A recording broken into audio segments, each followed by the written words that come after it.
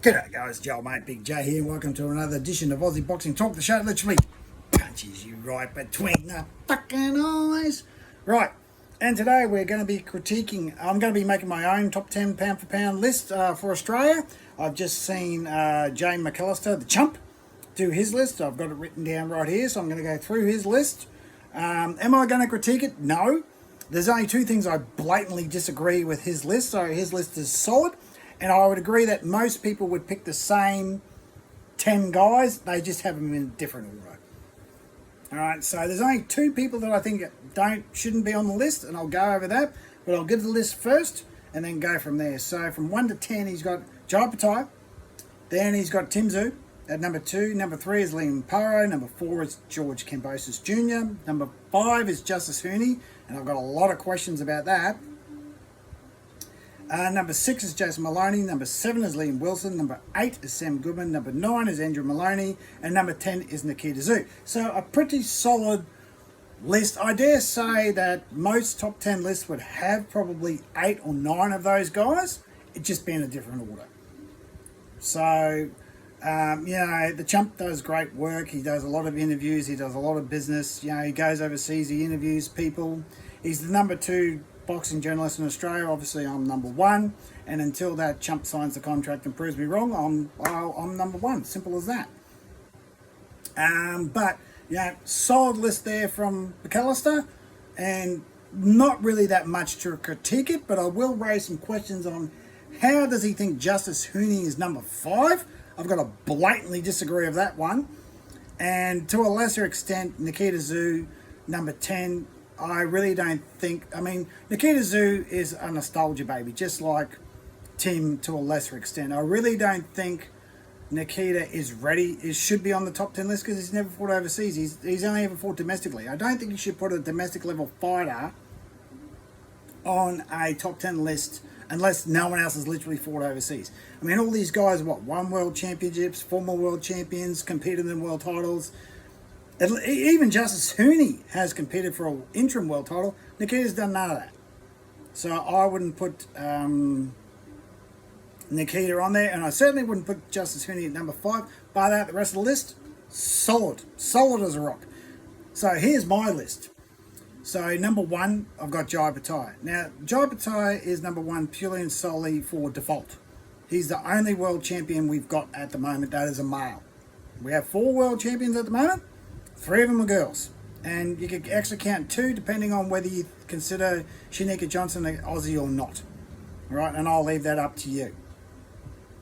All right, we've got Kay Scott and Desley Robinson, who hopefully are going to a rubber match, right, for the undisputed middleweight world titles, and of course Shanika Johnson, the undisputed bantamweight title. Am I going to throw Sky Nicholson in there? No, because she's not a current world title. Yeah, she does have the interim, but I don't count interim titles. So there we go. And of course, Shea Keneally lost her belt about a week and a half ago. So Jai Patai is number 1. I would put Liam Paro at number 2, because Liam Paro does have his 147 title shot against Lewis Crocker coming up soon. It should be sometime in May. And as we know, help me out here. Liam is a former world champion. He's the former IBF 140 champion, did get the upset of 2024 against the Bruno Matias. So yeah, I would put him at number 2. Now number 3, I would still put, I'm not going to put, I would put probably Tim Tszyu. Right, and it's really hard because I was going to put George Kambosos Jr., but George has been inactive for, I don't think he's fought since the Jake Wiley fight. Well, he hasn't fought for, I think, over a year. Actually, I will put George there because until he retires, he's got one of the biggest upsets of all time. His resume far outweighs, currently George Kambosos Jr. has the best resume of any Aussie fighter. And I dare say he probably has the best resume, probably the only person that would rival would be Daniel Geale, because George has fought not 1, not 2, but 3 top 10 pound for pound fighters when he fought them. Lopez was number 6 when he fought him. Devin Haney, I think, was number 7 or 8 or even 10. And Lomachenko was still on the top 10 pound for pound list when he fought him.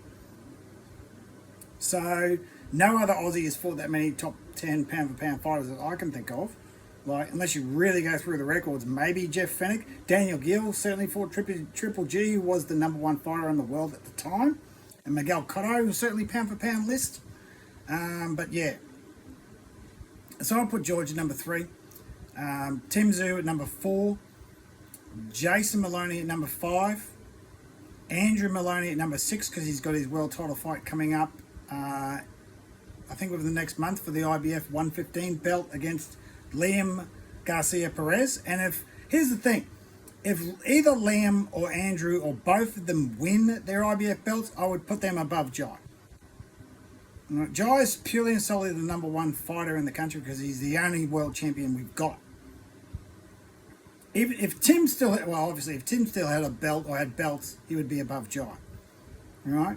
So Jai's really only there because of default. He's the only one that's got a belt. So it automatically makes him #1. He's defended it like 6 times. Right? So yeah, the competition's weak as biscuits, but, you know, weak as biscuits. What the fuck? Weak as piss, but, you know, anyway, moving on. Then I'd put Liam Wilson at number 7, because he fought Navarro Rate and Oscar Valdez. And then I put Sam Goodman at number 8. Sam Goodman obviously had his top world title shot against Nick Ball last year. Come up short. The scorecards were not favourable to Sam Goodman because he put in a lot better performance. They made it like 8 rounds to, I think it was like 10 rounds to 2 or something. It was more like 7 rounds to 5 against Nick Ball. But Sam still come up short. And here's probably the 2 most controversial things on this list. So Justice Huni I wouldn't put on the list at all. Justice Huni has had 1 fight against a C-grade fighter at the time. Yes, he's moved on to a world title fight, but at the time he was a C-grade fighter that Justice should have won and was winning every round of that fight until he got knocked out. Right? Justice Huni is a domestic level fighter who went overseas, had 1 fight and got knocked out. And it was for the weakest belt you can lay your hands on, which is the WBA interim belt. So it's not even it's like a C-grade championship. So I would not put Justice Huni on the top 10 pound-for-pound list just yet. And neither with Nikita. Nikita isn't a domestic level guy who's never even fought overseas. Who have I got instead? I would put number 9, Dempsey McKean. Alright, Dempsey McKean has fought overseas. Yes, he's lost, but he's fought a lot better competition. He fought Filip Hrgovic and Moses Otama. He got knocked out by 1 round of Moses Otama. I have no doubt Moses Otama knocked out fought Justice Huni. He'd knock him out just as quick. And that's a fight I want to see, Justice versus Dempsey McKean. And at number 10, and this may actually ruffle some feathers, but I don't care. It's the whole point of the show. Paulo Acuso. I would actually put Paulo Acuso at number 10. Now, I was going to put Conor Walsh, but he's an Irishman. But if you're basing this off fighters who base themselves out of Australia or are from Australia, Conor Wallace would easily be number 9. Right? He would be on the list. But I'm going to put Paulo Acuso. Right? Because I think if Conor Wallace fought Paulo Acuso, I think Paulo Acuso would get him. I really do. I think I would put Paulo Acuso at number 9 and Dempsey McKean at number 10. I was going to put Alex Winwood, but Alex Winwood hasn't fought in a long time. Has only had like 6 fights, even though he had a world title fight and got the absolute daylight kicked out of him. So that might be something that's controversial there, and I want to hear your thoughts, guys, on. So my list, remember, Jai, Liam, George, Tim, Jason, Andrew, Liam Wilson, Sam, Paulo Acuso, and Dempsey McKean. Now, it was suggested that I put old mate behind me, but the less said about him, the better. So,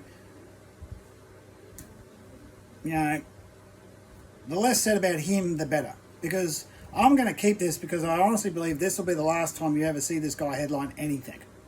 So, let's move on from that. So, but I think that is fair because Paulo Acuso, the stupidest thing he ever did was move from No Limit, because when he did, his career just went dead for about 3 years. So I'm going to put Paulo Acuso in there and Dempsey McKean number 10. I was actually thinking Conor Wallace or Floyd Masson, because Floyd Masson has won a belt, an IBO belt, but he's a Kiwi. So, yeah, and just quickly, the girls, well, the girls, it's not really that hard. A top 10 for the girls would be near impossible, because you have to actually think of 10 Australian women fighters in the first place. What, you'd have Desley number 1.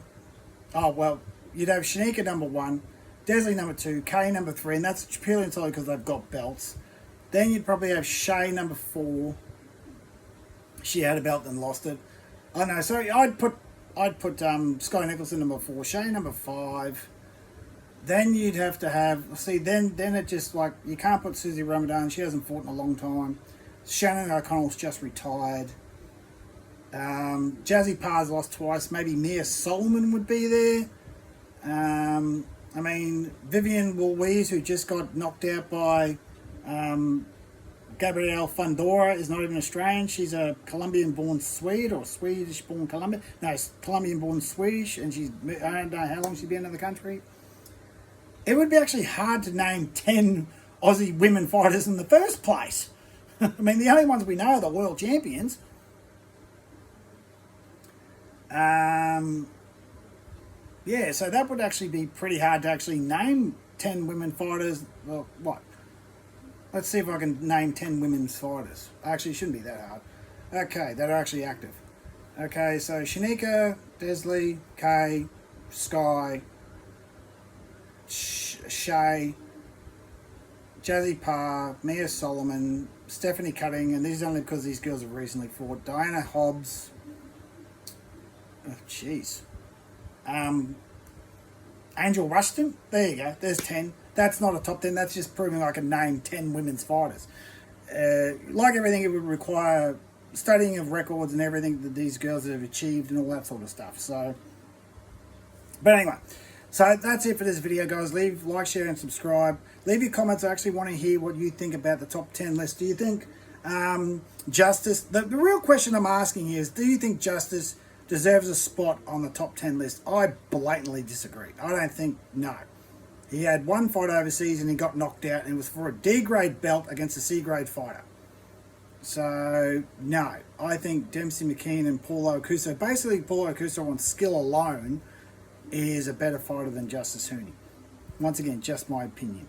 I mean, like, share, and subscribe. Tell me what you think. As always, guys, tackle the ball, wrestle a crock hard, and yourself the fuck up. And we'll see you again soon.